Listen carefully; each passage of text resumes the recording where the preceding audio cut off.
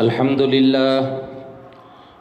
لله نحمده ونستعينه ونستغفره ونؤمن به ونتوكل عليه ونعوذ بالله من شرور أنفسنا ومن سيئات أعمالنا من يهده الله فلا مضل له ومن يضلله فلا هادي له ونشهد أن لا إله إلا الله وحده لا شريك له ونشهد أن سيدنا ونبينا ومولانا محمدا عبده ورسوله صلى الله تعالى عليه وعلى آله وأصحابه وبارك وسلم تسليما كثيرا أما بعد فأعوذ بالله من الشيطان الرجيم بسم الله الرحمن الرحيم ولا تقولوا لمن يقتل في سبيل الله أموات بل احیاء ولكن لا تشعرون صدق اللہ العظیم۔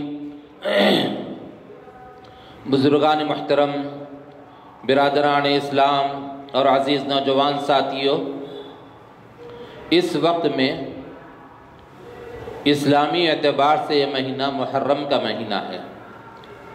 اس محرم کے مہینے کے اندر گزشتہ جمعہ میں آپ کے سامنے جو 10 محرم کی فضیلت ہے اس کو بیان کیا گیا تھا، اور آج انگریزی حساب سے، عیسوی حساب سے یہ اگست کا مہینہ ہے، جس کے اندر اللہ تبارک تعالیٰ نے اس ہندوستان کو 15 اگست کے موقع پر یوم آزادی کے طور پر منانے کا موقع دیا۔ ہندوستان کو انگریزوں کے چنگل سے آزاد کرایا گیا۔ یہ ملک ہمارا اپنا ملک ہے۔ یہاں پر ہمارے آباء و اجداد نے بہت سی قربانیاں دی ہیں، اور اس ملک کو ہر طرح سے خوبصورت بنانے کی کوشش کی، اس ملک سے محبت کی، اور جہاں پر بھی مسلمان گئے، جس جگہ بھی گئے، وہاں پر انہوں نے اس ملک کو ترقی دینے کی ہر ممکن کوشش کی۔ آپ دیکھیے کہ اس ملک پر جو لوگوں نے حکومت کی، یہاں پر رہے، اس کو اپنا مسکن بنایا، اور لوٹ کر یہاں سے سامان اور قیمتی اشیاء لے کر واپس نہیں ہوئے، بلکہ یہاں پر رہ کر انہوں نے کہیں تو تاج محل بنایا، کہیں تو آگرہ کے اندر قلعہ بنایا، کہیں تو دلی کے اندر لال قلعہ بنایا، قطب مینار بنایا، اور پھر مساجد بنائی، اور پھر مساجد کے بنانے کے ساتھ ساتھ مندروں کے لیے انہوں نے چندہ بھی دیا، اور یہاں کے ہر مذاہب کے ماننے والوں کے لیے تعاون کا معاملہ کیا، حسن سلوک کا معاملہ کیا، ان کو آگے بڑھانے کی کوشش کی۔ اور یہاں پر جب مسلمانوں نے حکومت کی، ایک لمبے عرصے تک انگریز یہاں پر آئے تجارت کے بہانے سے، ایسٹ انڈیا کمپنی انہوں نے قائم کی، اور جہاں پر بھی گئے، جس جگہ بھی گئے، انہوں نے ایسے ہی حالات پیدا کیے۔ شروع میں تو ایک آہستہ آہستہ وہاں پر قدم بڑھاتے گئے، تجارت کے لیے پہنچے، لوگوں سے تعلقات کو استوار کیا، بڑھاتے چلے گئے تعلقات کو، اور دھیرے دھیرے وہاں پر اپنا سکہ انہوں نے چلانا شروع کیا۔ ایسے ہی یہاں پر اس ملک کے اندر بھی ہوا، انگریزوں نے یہاں پر قبضہ کیا۔ جو آخری حکمراں تھے بہادر شاہ ظفر کو قید کیا گیا، تو اس وقت میں جب دیکھا کہ انگریز لوگوں نے ہندوستان پر قبضہ کر لیا ہے، تو اس وقت کے دور رس نگاہوں نے دیکھ لیا، اور وہ علماء کرام جنہوں نے اس کو بھانپ لیا تھا کہ یہاں پر اب آزادی کے ساتھ رہنا ہمارے لیے مشکل ہے۔ بہت سے لوگ تو وہ تھے جنہیں پتہ بھی نہیں تھا کیا ہے، بس ان کو سالانہ ماہانہ تنخواہ مل جاتی تھی، وظیفہ مل جاتا تھا، اسی پہ مست رہا کرتے تھے وہ لوگ۔ ان کو کوئی سروکار نہیں تھا ہندوستان کی آزادی سے، جس میں کچھ مسلمان بھی تھے اور غیر مسلم بہت زیادہ تعداد میں تھے، جو آج اپنے آپ کو محب وطن کہتے ہیں۔ یہ سارے کے سارے انگریزوں کے مخبر تھے، اور انگریزوں کے ساتھ انہوں نے سمجھوتا کر لیا تھا، اور کہا تھا کہ ہم آزادی کے اندر حصہ نہیں لیں گے، اور انہوں نے اس پر عمل کر کے بھی دکھایا، حصہ نہیں لیا۔ لیکن جب دیکھا کہ یہاں پر مسلمانوں نے قبضہ، مسلمانوں کی حکومت چلی گئی، انگریزوں نے اس ملک پر قبضہ کر لیا، تو سب سے پہلے حضرت مولانا شاہ ولی اللہ محدث دہلوی رحمۃ اللہ تعالی علیہ، جو ہندوستان کے بڑے اور کبار علماء میں سے ہیں، اور انہی کے شاگردوں میں آگے چل کر بہت سے لوگ ایسے ہیں جنہوں نے اس ہندوستان کو آزاد کرایا۔ ان کے لڑکے تھے شاہ عبدالعزیز دہلوی رحمۃ اللہ تعالی علیہ نے اس وقت میں ہندوستان کو آزاد کرانے کے لیے فتویٰ دیا تھا کہ ہندوستان کو آزاد کرانا چاہیے۔ اس فتوے کی بنیاد پر علماء کرام اپنے گھروں سے نکلے، مسجدوں سے باہر آئے، مدارس سے باہر آئے، آ کر انہوں نے جہاد کا نعرہ لگایا تھا اور کہا تھا کہ یہاں کی جو حکومت ہے، جو انگریز حکومت ہے، ان کو بھگانا چاہیے۔ انگریز نے سب کو دبایا تھا، ان کے پاس کچھ نہیں تھا، بس ان کی حکومت چاہیے ان کو، یہ ان کا مقصد تھا۔ ہندو مسلمان کچھ نہیں تھا، آپس میں لڑانا اور حکومت کرنا ان کا مقصد یہ تھا۔ لیکن مسلمانوں نے اس زمانے کے اندر اس حاجی یعنی شاہ عبدالعزیز رحمۃ اللہ تعالی علیہ، انہی کے اعزاء میں، انہی کے رشتہ داروں میں ایک بزرگ گزرے ہیں شاہ عبدالغنی صاحب رحمۃ اللہ تعالی علیہ، اور ان کے شاگردوں میں مولانا رشید احمد گنگوہی، حاجی امداد اللہ مہاجر مکی، مولانا قاسم صاحب نانوتوی، یہ بڑے بڑے علماء ہیں جنہوں سے ہندوستان کو آزاد کرانے کے لیے تحریک چلائی، اور ضامن شہید جنہوں نے اس ملک کو آزاد کرانے کے لیے بیڑا اٹھایا، اور شاملی کے میدان کے اندر جہاد ہوا۔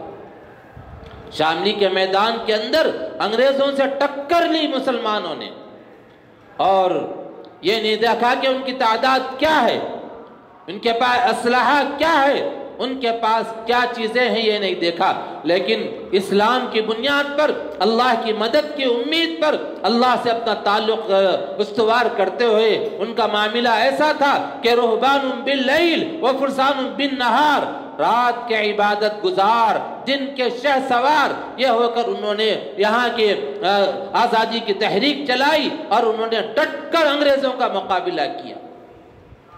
ان کو جب تکلیفیں دی گئی، ستایا گیا، تو انہوں نے برداشت کیا، اور جب دیکھا کہ مسلمانوں کی ایک بڑی تعداد شہید ہو گئی، مسلمانوں کی ایک بڑی تعداد شہید ہو گئی، تو اس وقت میں انہوں نے کیا کیا کہ دارالعلوم دیوبند کی بنیاد رکھی۔ اگر ایسے ہی ہمارے علماء شہید ہوتے چلے گئے تو پھر یہ سلسلہ ختم ہو جائے گا، آزادی کی تحریک چلانے والا کوئی نہیں ہوگا۔ یہ سوچ کر ہمارے علماء کرام نے، حضرت مولانا محمد قاسم صاحب نانوتوی نور اللہ مرقدہ نے دارالعلوم دیوبند کی بنیاد رکھی۔ یہ دارالعلوم وہ مدرسہ ہے جس نے وہاں پر ایسے جیالوں کو پیدا کیا، ایسے آزاد کرانے والے علماء کرام کو پیدا کیا جو اس ہندوستان کی آزادی کے اندر حصہ لیا، حصہ لے کر انہوں نے اس ہندوستان کو آزاد کرایا، اور ان کے نام کتابوں میں لکھے ہوئے ہیں۔ حضرت عبید اللہ سندھی، ان کو وہاں پر افغانستان بھیجا گیا تھا کہ وہاں جا کر کوشش کریں، اور پھر حاجی امداد اللہ صاحب مہاجر مکی جنہوں نے آزادی کی تحریک چلائی تھی، ان کو جب گرفتاری کا وارنٹ نکلا تو یہاں سے کسی طریقے سے بچ بچا کر مکہ چلے گئے تھے۔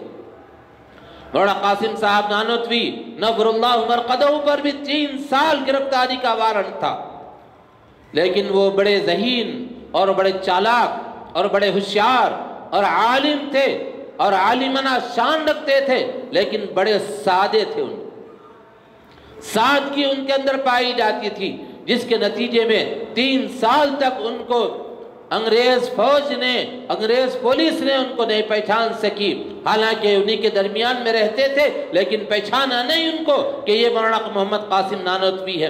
سادگی کا عالم یہ ہے کہ گرفتاری کا وارنٹ لے کر کسی نے مخبری کی کہ حضرت اپنے مکان پر ہیں یا مسجد چھتہ کے اندر ہیں، تو مسجد چھتہ کے اندر جب پہنچی پولیس تو دیکھا کہ وہاں پر جھاڑو لگا رہے ہیں، مسجد کی صفائی کر رہے ہیں، لنگی پہنے ہوئے ہیں، بنین پہنے ہوئے ہیں، صفائی کر رہے ہیں۔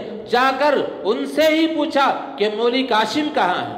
مولی کاشم نام بھی سیدھا لینا نہیں آیا اس کو، تو وہ سمجھ گئے کہ یہ مجھے گرفتار کرنے کے لیے آیا ہے، تو وہ جھوٹ بھی نہ ہو لیکن بچ بھی جاؤں۔ کیا لوگ تھے، دور ان کی نگاہ ہوتی تھی، کیسے سچے لوگ تھے وہ وہ اپنی جگہ جہاں پر کھڑے ہوئے تھے وہاں سے ہٹے اور ہٹ کر کہا ابھی یہی تھے، یہ کہا۔ تو اس نے ادھر دیکھا ادھر دیکھا، پولیس والے نے پھر واپس چلا گیا۔ اب جا کر پھر واپس آیا، کسی نے کہا کہ جس سے بات کیے ہو وہی ہے مولوی قاسم۔ انہوں نے جھوٹ بھی نہیں کہا، انہوں نے صاف کہا کہ ابھی یہاں تھے، یہ کہا۔ میں ہوں بھی نہیں کہا، تو وہ یہیں پہ کھڑے تھے، جگہ بدل دی انہوں نے، ابھی یہاں تھے کہا، جھوٹ بھی نہیں ہے وہ۔ لیکن جیسے ہی پہنچا وہ تو اس سے کہا گیا کہ وہی تو تھے، لیکن وہ کہاں ملنے والے، وہاں سے پھر غائب ہو گئے، پتہ ہی نہیں چلا کہاں چلے گئے۔ اتنے سادے مزاج بزرگ تھے جنہوں نے دارالعلوم دیوبند کو قائم کیا ہے۔ اور انہی کے شاگردوں میں سے حضرت شیخ الہند مفتی محمود حسن دیوبندی رحمۃ اللہ تعالی علیہ ہیں، جنہوں نے ریشمی رومال تحریک چلائی تھی۔ ریشمی رومال تحریک چلائی، وہ تحریک کیا تھی؟ تو انہوں نے اس کو باقاعدہ تحریک کے طور پر اس کو قائم کیا اور ایک کپڑے پر لکھ کر یہاں سے حاجی امداد اللہ صاحب مہاجر مکی کے پاس بھیجا تھا کہ یہاں کے حالات ایسے ہیں۔ ایک آدمی جو اس کا نام عبدالحق تھا، اس عبدالحق کو دے کر یہاں سے بھیجا، لیکن جہاں پر جا کر اس نے قیام کیا تو رات میں جب سو رہے تھے تو ان کا سارا سامان ٹٹول کر اس ریشمی رومال کو نکال لیا گیا۔ اس طرح سے اس کا جو تحریک چلائی گئی تھی راز فاش ہوا، معلوم ہو گیا۔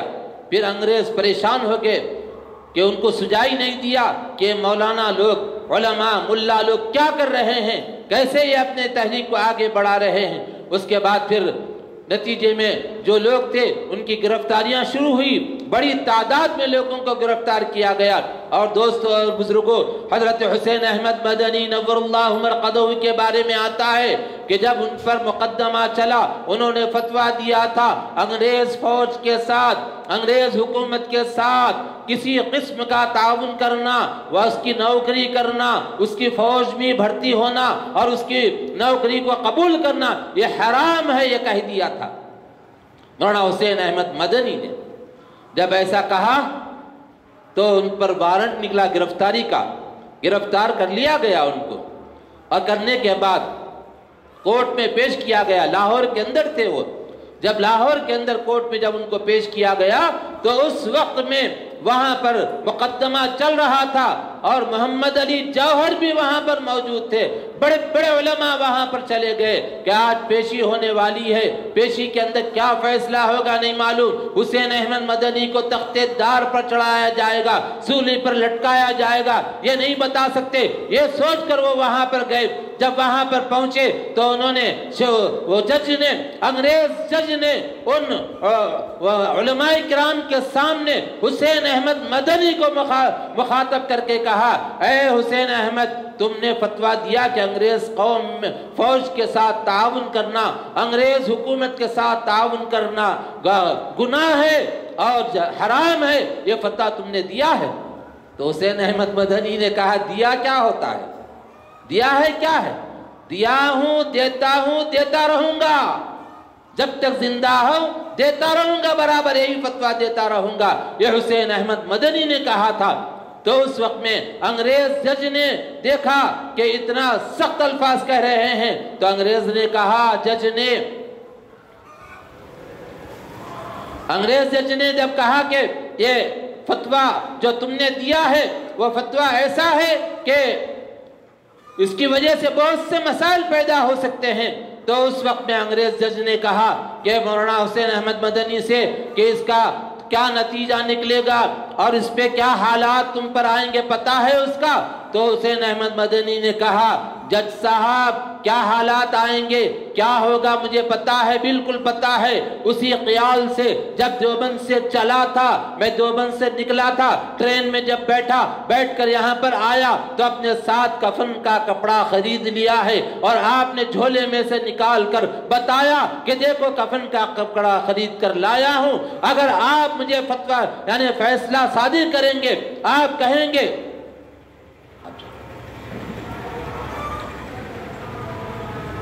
جب آپ سولی پر لٹکانے کا حکم دیں گے تو یہاں کے لوگوں کو کپڑا بھی خریدنے کی ضرورت نہیں پڑے گی، اور مجھے دفنانے کے لیے اور غسل دینے کے لیے تو ان کو ضرورت پڑے گی، لیکن مجھے کفنانے کے لیے کپڑا خریدنے کی ضرورت نہیں پڑے گی۔ اسی لیے میں نے وہاں سے جب چلا تھا تو اپنے ساتھ میں کپڑا لیا اور کپڑا لے کر وہاں سے چلا ہوں، اور انشاءاللہ یہاں کے لوگوں کو کوئی تکلیف نہیں ہوگی۔ یہ کہا اس وقت میں محمد علی جوہر وہاں پر موجود تھے، انہوں نے کہا، پیر پکڑ لیے اور پکڑ کر کہا کہ حضرت ذرا سا بیان نرم دے دیجئے۔ کہا کہ نہ، یہ ہندوستان کی آزادی کا معاملہ ہے، اسلام کی آزادی کا معاملہ ہے، اپنے وطن کی آزادی کا معاملہ ہے، بیان میں نرمی نہیں لا سکتا۔ یہ کہا اس وقت میں ان کے قدم چومے محمد علی جوہر نے آگے بڑھ کر کہا کہ ایسا ثبات قدمی والا شخص، ایسا دلیر شخص میں نے نہیں دیکھا کہ اس کو پتا ہے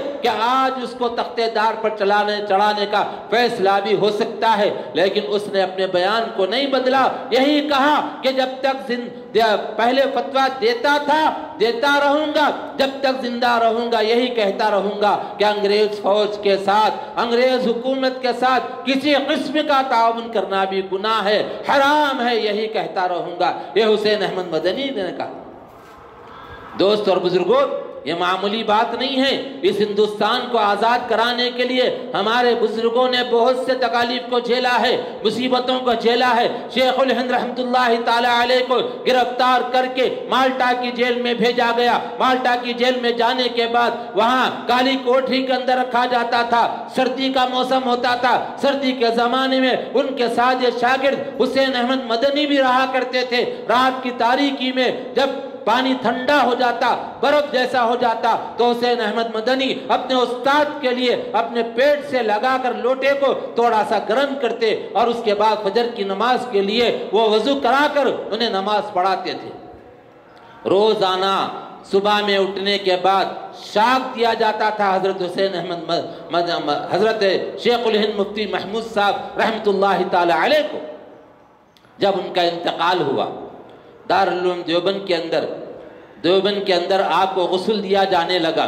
جب غسل دے رہے تھے تو پلٹایا تو دیکھا کہ 1.5 انچ کا سوراخ ہے پیٹھ کے حصے میں۔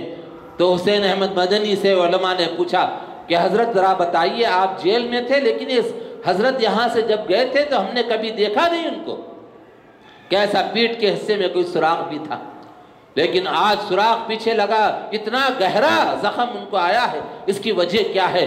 تو اس وقت میں حسین احمد مدنی نے فرمایا کہ دیکھو، جب تک میرے استاد زندہ تھے، استاد نے مجھ سے وعدہ لیا تھا، استاد نے کہا تھا کہ دیکھو حسین احمد، میرا یہ راز کسی پر فاش نہیں کرنا، کسی کو نہیں بتانا کہ روزانہ مجھے ایک ہی جگہ پر شاک دیا جاتا ہے، جس کی وجہ سے اتنا بڑا زخم آیا، اتنا گہرا گڑا پڑ گیا ہے، یہ کسی کو نہیں بتانا، اگر بتاؤ گے تو علماء کی ہمتیں پست ہو جائیں گی، آزادی کی روح جن کے اندر میں نے پھونکی ہے وہ روح کمزور پڑ جائے گی، اس لیے کسی سے نہیں بتانا، اس لیے راز کو راز رکھا، میں نے کسی کو نہیں بتایا، لیکن آج بتا رہا ہوں کہ حسین احمد مدنی ساتھ میں تھا، اور اس وقت میں شیخ الہند کو جو تکلیفیں دی جاتی تھی، روزانہ نئے نئے انداز کی تکلیفیں ہوتی تھی، ایک ہی زخم پر بار بار شاک دیا جاتا تھا، لیکن حضرت برداشت کرتے تھے۔ یہ تکلیفیں جھیلی ہیں اس ملک کو آزاد کرانے کے لیے، اور بعد میں چل کر جب وہاں سے چھٹ کر بمبئی پہنچے حسین احمد حضرت شیخ الہند رحمت اللہ تعالی علیہ، تو اس وقت میں گاندھی جی سے ملاقات ہوئی، تو اس وقت میں کہا کہ یہ نوجوان پڑھا لکھا معلوم ہوتا ہے، ان کو بھی اپنے ساتھ لے لو۔ یہ کہا، یہ لوگ بات کے ہیں، ہندوستان کی آزادی کی تحریک چلانے والے پہل مسلمان تھے، اور اس کے بعد دیکھا کہ یہ زیادہ تعداد میں ہیں، ان کو بھی ساتھ میں لینا چاہیے، پھر ان کو ساتھ میں لیا گیا، پھر جواہر لال نہرو ان کو بھی ساتھ میں لیا گیا، اور اس وقت کے جو علماء کرام حضرت ٹیپو سلطان شہید رحمت اللہ تعالی علیہ، جو نمازی پرہیزگار تہجد گزار عبادت گزار شخص، جس نے اس روئے زمین پر سب سے پہلے توپ کا بنانے والا، اس کا ایجاد کرنے والا شخص ہے حضرت ٹیپو سلطان شہید رحمت اللہ تعالی علیہ۔ تاریخ کو مسخ کیا گیا، تاریخ کو تروڑ موڑ کر پیش کیا گیا गया, वरना तो उनके बारे में हजरत हुसैन अहमद मदनी के खतूत में लिखा हुआ है कि हजरत टीपू सुल्तान के चेहरे पर बड़ी घनी दाढ़ी थी। सीरियल बनाकर जो बताया गया लोगों को, तो लोग कहते हैं कि वह वैसे ही होंगे, ना, बल्कि सुन्नत के पैरोकार थे, मुत्तबे सुन्नत थे, वो तहज्जुद गुजार थे, इबादत गुजार थे। उन्होंने ये कहा था कि 100 साल की गीदड़ की जिंदगी से 1 साला एक दिन की शेर की जिंदगी बेहतर है, कहा था। 100 साला गीदड़ की जिंदगी से एक दिन की जिंदगी शेर की जिंदगी बेहतर है, कहा था उन्होंने। ये हजरत टीपू सुल्तान शहीद रहमतुल्लाह तआला अलैह, जिन्होंने मुकम्मल आज़ादी का नारा लगाया। हजरत मोहानी ने कहा था, हम मुकम्मल आज़ादी चाहते हैं हिंदुस्तान की। दोस्तों और बुजुर्गों, ये हिंदुस्तान आज़ाद हुआ। आज़ाद होने के बाद लाल किले पर झंडा चढ़ाया गया। आज हम लोग यहाँ पर आज़ादी के साथ आज़ाद मुल्क कहकर यहाँ अपने सारे जितने मजहबी काम है करते आ रहे हैं। एक तरफ मस्जिद है, एक तरफ मंदिर है, एक तरफ गिरजाघर है, एक तरफ चर्च बना हुआ है, एक तरफ वहाँ आप देखिए सिखों के गुरुद्वारे हैं, सब हैं। यहाँ पर गंगा जमनी तहजीब है जिसको फरोग दिया गया। सारे के सारे लोग यहाँ पर रहते हैं। गोया के ये गुलदस्ता है, ये चमन है जिसके अंदर हर तरह के फूल खिले हैं। वे सारे के सारे फूल है, खुशबू और महक दे रहे हैं। लेकिन चंद नासूर, चर शरीर किस्म के लोग, जिन्हें पसंद नहीं है, जिन्हें यहाँ पर सुकून से रहना गवारा नहीं है, आज तरह तरह की बातें कर रहे हैं और न जाने क्या क्या कह रहे हैं। यहाँ के अमन और अमान को गारत करने की कोशिशें कर रहे हैं। लेकिन उनको समझ लेना चाहिए, उनको याद रखना चाहिए, यहाँ के वही लोग हैं जिन्होंने अंग्रेजों के दांत खट्टे किए और उनको भगाया था यहाँ से। वही लोग, उसी की नस्ल यहाँ पर पलती है। जब ऐसे हालात आएंगे तो हम इस मुल्क में रहने को तरजीह देंगे। और ख़ास तौर पर जब मुसलमानों से कहा जाता है कहीं और चले जाओ, उस वक्त में नहीं गए तो अब क्यों जाएंगे हम लोग? उस वक्त में तो सब जा रहे थे, भाग रहे थे। लेकिन हमारे उलमा उन पर कुर्बान जाए, अल्लाह उनकी कब्रों को नूर से मनव्वर फरमाए। हजरत हिफ्जुर रहमान सिहारवी, हजरत मौलाना हुसैन अहमद मदनी और बड़े बड़े उलमा, इमामुल हिंद मौलाना अबुल कलाम आज़ाद, इन्होंने वहाँ पर कहा था, दिल्ली की जामे मस्जिद से खड़े होकर कहा था, ऐ मुसलमानों, तुम लोग वहाँ जा रहे हो लेकिन मत जाओ, इसलिए कि ये तुम्हारा अपना मुल्क है। यहाँ पर तुम्हारे बाप दादाओं की कब्रें मौजूद है। ये जामे मस्जिद है, ये लाल किला है। जामे मस्जिद के मीनारे तुमसे कहेंगे, ऐ मुसलमानों, तुम चले जाओगे तो हमको कौन आबाद करेगा? यहाँ अजान देने वाला कौन रहेगा? मत जाओ। ये कहकर उनको ढारस बंधाई और उनको ठूडी को हाथ लगाकर रोका। उनको कहा कि आप मत जाइए। चुनांचे इस तरह से हमारा मुल्क यहाँ पर बचा रहा और हम इस मुल्क में रहे और आज भी हम इस मुल्क से मोहब्बत करते हैं। यह हमारा अपना मुल्क है, इस मुल्क से अपने जान से ज्यादा मोहब्बत करते हैं। आज हम हमेशा यही बात कहते आए हैं और कहते रहेंगे और करके दिखाएंगे। ये मुल्क के दिफा के लिए हर तरह की कुर्बानी हम देंगे, इंशाअल्लाह हमारी औलाद भी देगी। लेकिन इस मुल्क के अखंडता पर, इस मुल्क की एकताई पर चाहे हमको ये बर्दाश्त नहीं। अल्लाह तबारक तआला से दुआ है कि कहने वाले को कहने से ज्यादा, सुनने वालों को सुनने से ज्यादा अमल की तौफीक अता फरमाए। व आखिरु दावाना अल्हम्दुलिल्लाहि रब्बिल आलमीन। जो हज़रात सुन्नत नहीं पढ़े, सुन्नत पढ़ लीजिए।